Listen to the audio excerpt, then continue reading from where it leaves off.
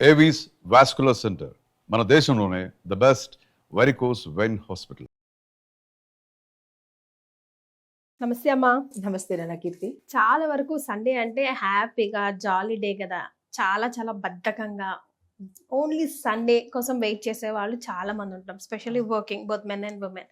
కానీ అస్సలు చేయకూడని పనులు సండేనే ఉంటాయి అని చెప్తూ ఉంటుంది మన శాస్త్రం. అవన్నీ ఒకసారి గుర్తు చేసుకుందామా? తప్పకుండా. ఇది ఎప్పటి నుంచో చెప్పాలి చెప్పాలి అన్న నా తపన కోరిక ఈరోజు నీ వల్ల తీరిందిరా. ఏంటంటే సండే అనగానే మనకి ఈ సండే అనేది ఇంగ్లీష్ వాళ్ళు పెట్టిన పేరు కానీ సండే ఫండే అని ఇప్పుడు మనం పెట్టుకుంటున్నాము. అయితే దీన్ని రవివారము అంటారు. సూర్యుడికి ప్రత్యేకంగా చేసింది. అన్ని గ్రహాల్లో కల్లా మోస్ట్ పవర్ఫుల్ గ్రహము సూర్యుడు, ప్రత్యక్ష దైవము కూడా సూర్యుడే. అయితే దీన్ని మనము ఆధ్యాత్మిక పరంగా కానీ లేదా మన సనాతన ధర్మపరంగా కానీ చాలా పవర్ఫుల్గా, అంటే అత్యంత మహిమాన్వితమైనది, ప్రభావవంతమైనది ఈ వారము, ఈ రోజు.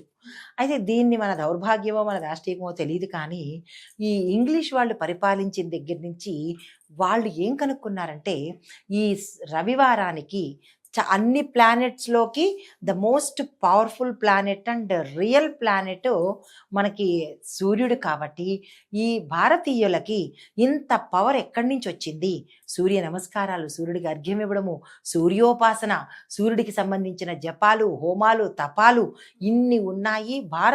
భారతీయులలో ఇంత పవర్ ఎక్కడి నుంచి వచ్చింది అని చెప్పి ఇంగ్లీష్ వాళ్ళు సర్వే చేస్తే అంతా కలిపితే వచ్చిన పవర్ ఏంటంటే, ఓ సూర్యుడి వల్ల ఇంత పవర్ వచ్చిందా అని చెప్పి వాళ్ళు కనుక్కుని భారతీయుల్ని ఎలాగైనా తొక్కేయాలి, ఆధ్యాత్మిక పరంగా, జ్ఞానం పరంగా మన ఋషులు, మన ధర్మాలు, మన శాస్త్రాలు, మన తాళపత్ర గ్రంథాలు, ఇలా మన సంపదనంతటినీ నిర్వీర్యం చేసేయాలి, మనల్ని తొక్కి పెట్టాలి, బుద్ధిహీనులుగా చెయ్యాలి అని చెప్పి వాళ్ళు ఆలోచించి ఏం చేశారంటే మనకి 3 వెపన్స్ని ఇచ్చారు. ఒకటి, ఆదివారాన్ని నాశనం చేశారు. రెండోది, మన తినే ఆహారము చాలా చక్కటి కల్మషం లేనిది, తర్వాత అదేమంటారు, కల్తీ లేని ఆహారం తిని మన బుద్ధి, మన శరీరము, మన ఆయుష్ కూడా, మిగతా ఫారినర్స్లో ఎవ్వరూ ఇన్నాళ్ళు బతకలేదు కానీ మన ఋషులు కానీ మన పూర్వం వాళ్ళు కానీ 120 ఏళ్ళు, 250 ఏళ్ళు మనకి బతికిన దాఖలాలు ఇప్పటికీ మనం చూస్తున్నాము. అంత ఆరోగ్యం ఎక్కడి నుంచి వస్తుంది? వాళ్ళు తినే తిండిలో, పాటించే నియమాలలో.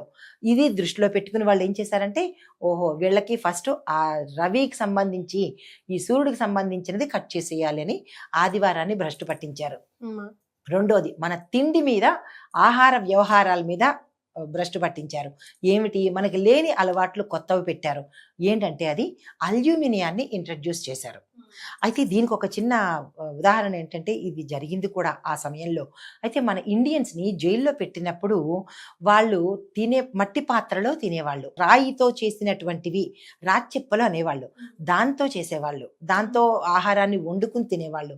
కొబ్బరి చిప్పలకు సంబంధించి, అంటే కొబ్బరి చిప్పల్ని కొట్టేగా మిగిలినవి ఉంటాయి కదా, వాటిని శుభ్రం చేసుకుని వాటిని గరిటెలుగాను, చిన్న చిన్న చిప్పలుగాను ఆహార పదార్థాలకి వాడేవారు.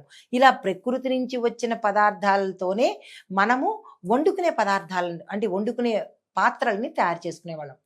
దానిలో వండుకుని తినడం వల్ల మనకి వాటి యొక్క శక్తి వచ్చి ఇంత బలిష్టంగాను, ఇంత తెలివితేటలతోనూ ఉండేవాళ్ళం మన పూర్వీకులు. దాన్ని భ్రష్టు పట్టించాలని అల్యూమినియము, ఈ తేనీరు, టీ, కాఫీ ఇలాంటివన్నీ వాళ్ళు మనకి ఇంట్రడ్యూస్ చేసి మన శక్తిని నాశనం చేశారు. రెండో రకంగా. ఇక మూడో రకంగా చూసినట్టయితే కనుక మన భాషని భ్రష్టు పట్టించారు, ఇంగ్లీష్ని అలవాటు చేశారు. అయితే ఇప్పుడు ఈ 3 అనేది మనకి అలవాటు చేయడం వల్ల ఏమైంది? మొదటి దానిగా రవిని, అంటే సూర్యుడు భగవానుడికి సంబంధించినటువంటి ప్రక్రియలు ఏవి చెయ్యకుండా ఆదివారము సండే కింద, సెలవు దినం కింద ప్రకటించారు. ఎప్పుడైతే సెలవు దినం కింద ప్రకటించారో ఈ సోమవారం నుంచి శనివారం వరకు మన చేత పని చేయించుకుని, మనకి అంటే అప్పట్లో కొలువులు కూడా, ఇంగ్లీష్ వాళ్ళ సమయంలో కొలువులు ఎలా ఉండేవి? కొలువు అంటే జాబ్స్ అనమాట. ఎలా ఉండేవి అంటే కనుక ఇంగ్లీష్ వస్తేనే కొలువు ఇచ్చేవారు. అని అలా అని ఇంగ్లీష్ నేర్పించారు. వచ్చి రాని భాషతో ఇంగ్లీష్ నేర్పించి వాళ్లకు మాత్రమే జాబులు ఇచ్చేవాళ్ళు. అప్పుడు అందరూ ఏం చేయవలసి వచ్చింది? జాబ్ కావాలంటే ఇంగ్లీష్ నేర్చుకోవాల్సి వచ్చింది. ఇప్పుడు అది రాను రాను రాను మన భాషని పక్కకి పెట్టేసి నేను చదువుకున్నాను అని తెలియడానికి ఇంగ్లీష్ మాట్లాడితేనే చదువుకున్నట్లు లెక్క. మరి తెలుగులో మాట్లాడేమనుకో చదువుకోలేని పల్లెటూరి బైతు అని అనేస్తారు, ఊరిది అనేస్తారు. అంటే ఇంగ్లీష్ మాట్లాడితే సోఫిస్టికేటెడ్, హైఫై, పోష్, అలాగ మన్ని ఒక రకంగా చదువు నిమిత్తంగా భ్రష్టు పట్టించారు. అయితే ఆహార పదార్థంగా అల్యూమినియాన్ని, ఇందాక నేను చెప్పినట్టుగా జైల్లో ఉన్న అతనికి అల్యూమినియం పాత్రలో భోజనం పెట్టడం వల్ల అతనికి అది తిని తిని ఏమైందంటే తనలో ఉండే ఆ శక్తి తగ్గిపోయి నిర్వీర్యమైపోయి తెలివితేటలు నశించిపోయి రోగగ్రస్తుడైపోయాడు. ఇంకా తిరిగి ఫైట్ చేయలేని పరిస్థితిలోకి వచ్చారు. అలా ఎక్స్పెరిమెంట్ చేసి ఈ అల్యూమినియాన్ని మన సైనికులకి పెట్టడం మొదలుపెట్టారు, అలవాటు చేశారు. ఎప్పుడైతే సైనికులు కూడా ఇందులోనే ఇంకా కాన్వర్ట్, ఇంకొక ఐటెం లేదు కదా అక్కడ, ఈ పాత్రలోనే తినడం వల్ల ఈ సైనికుల్లో కూడా నిర్వీర్యమైన తనం వచ్చేసింది, అంటే శక్తిహీనత వచ్చేసింది. ఓహో, ఇది చాలా బాగా మనకి పనిచేస్తోందని చెప్పి రకరకాల పాత్రలను ఈ అల్యూమినియాన్ని దేశంలోకి వదిలారు తక్కువ కాస్ట్తో.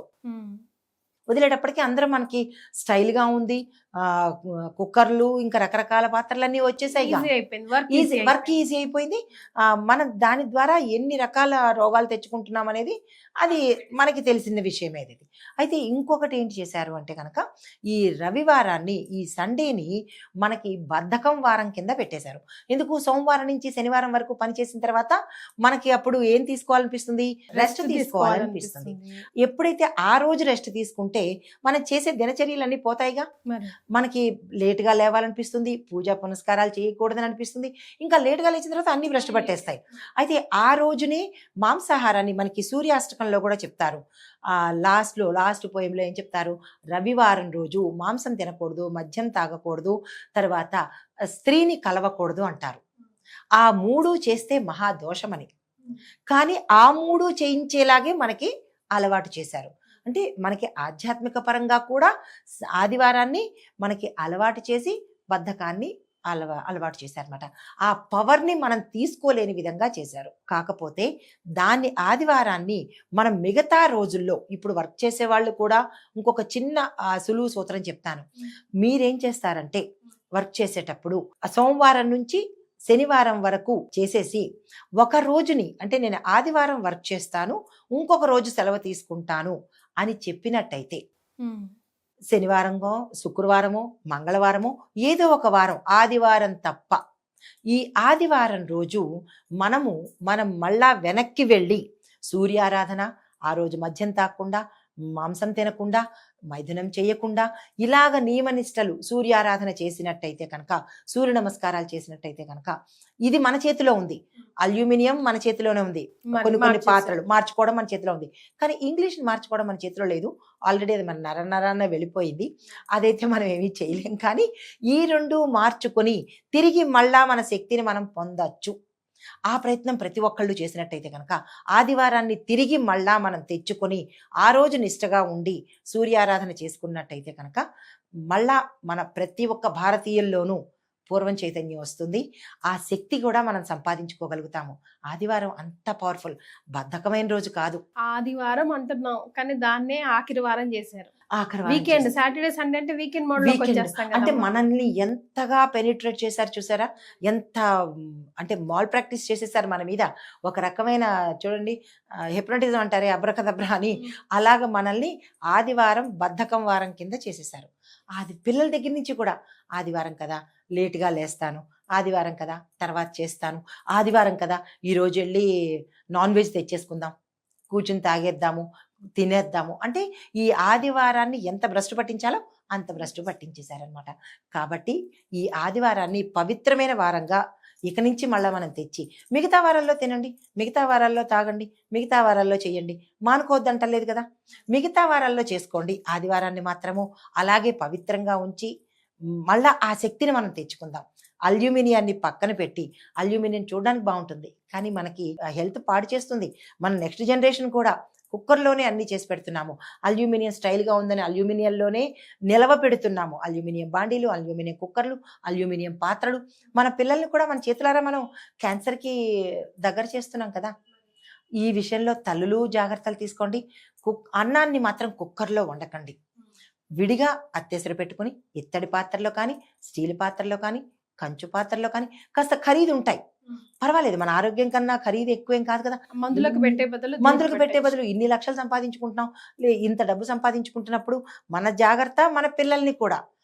చాలా మంది చూడండి ఇంట్లలో చిన్నపిల్లలు తొందరగా నిర్వీర్యం అయిపోవడము, చనిపోవడం కూడా అయిపోతున్నారు. రోగాలు, హాస్పిటల్ పాలవ్వడం. అది ఎవరు చేస్తున్నారు అంటే, ప్రత్యక్షంగా చెప్తున్నాను, తల్లులే మీ పిల్లల పాలిట మీరే యమధర్మరాజులు. చాలా జాగ్రత్తగా ఉండాలి. మీ పిల్లల్ని మీరే చేతులతో చంపుకుంటున్నారు.